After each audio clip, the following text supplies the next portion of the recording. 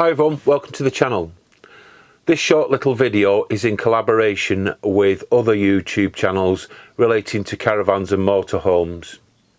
A few weeks ago I received a phone call to be informed that my best pal Ian from Full Caravans had collapsed and suffered a bleed on the brain, and as a result he's currently in intensive care.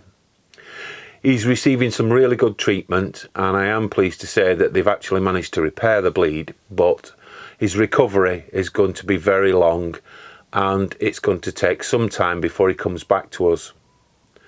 So I wish to say to Ian now, get well soon mate and come back to us. I really miss going out and having a laugh with you. And also to Claire, his wife, Mike and the rest of the family, hang on in there, he'll come back to us soon. Take care, love from Phil and Juliet. Bye.